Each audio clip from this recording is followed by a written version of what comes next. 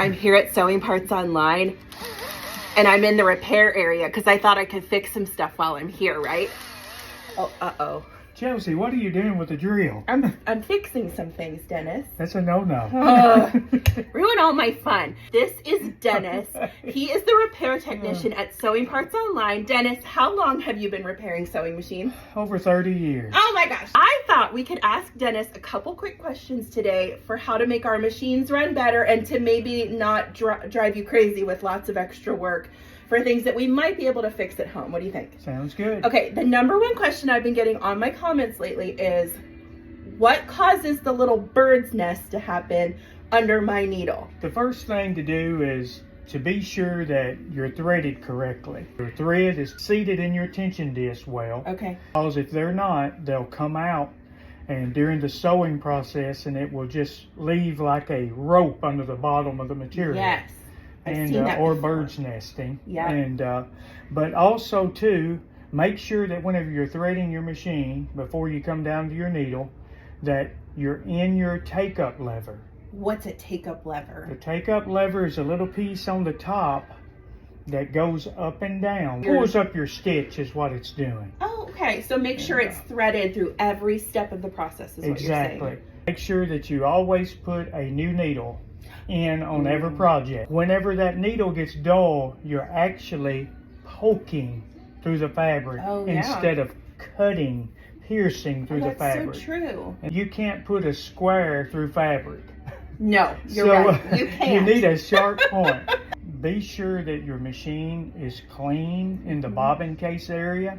Okay. And to make sure that there's no rough places on your bobbin case anywhere. Oh, on a top loading bobbin. Oh, that's so smart. So replace your bobbins from time to time as well. You're saying then that some of these smaller things that we can buy on our own, like bobbins, nicer threads, new needles, are things that will keep us from coming to you as often, which is unfortunately a little bit more expensive to have your whole machine serviced. Exactly. So you're saying those little things might help in the long run, right, to give you more time between servicings. And it will keep your machine running in tip-top shape as well.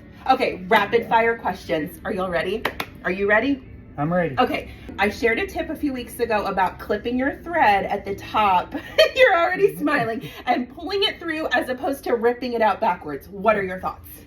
Okay, when you cut your thread, pull it out of the needle, and the way that you thread it, just can pull it out. Don't pull it backwards. Why? You've got a check spring in your machine that goes up and down when you're sewing. Okay. And if you pull that thread backwards, you're pulling that spring up, and eventually it will break. Okay. And then that will cost you wrong. some repairs.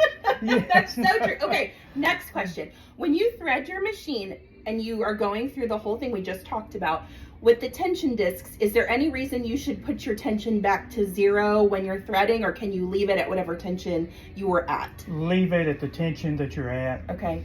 Don't adjust your tension unless you have to. 3.5 to 4 on the top tension is a good tension, because you shouldn't have to do that in order to thread it. Just raise your foot.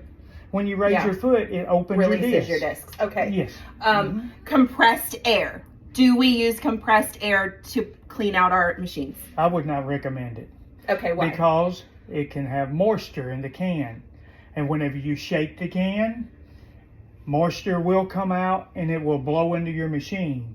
And so like it'll wet everything. Yes. It's pushing back everything. And then you're going to cause rust. Okay. And then when it causes rust, eventually the machine will freeze up. They make the attachments for a vacuum cleaner, the small attachments, and we sell them here at Sewing Parts Online. Okay. And to just attach on your vacuum cleaner. Yeah. And to suck out the lint. Get it out. Don't blow the lint. That makes because sense. what you're doing, you're blowing the lint back into the machine. And eventually it's going to pack up. Okay. And your machine is going to start binding on you. The lint don't have nowhere else to go. That's right. And it's packing itself in the moving part. Okay. Last question. Okay. How often should we service our machines? I would do it every 6 months to every year. I will clean it, lubricate it, grease it, and put it back together. Okay. And everything will be fine. I trust Dennis with every machine I own, including my Singer Featherweight from 1955, and it runs like a dream now. So if you are in the Dixon area or anywhere in the Nashville area, I cannot recommend that you come to Dennis at Sewing Parts Online enough, because he's the best. He's the best in the biz. Dennis, thank you. And thank you, Chelsea. And thank you out there for being our customers. And if it wasn't for you, we wouldn't have a job. So true. Dennis, we just thank love you. Thank you, everyone. I'm going to go get to work now. Bye.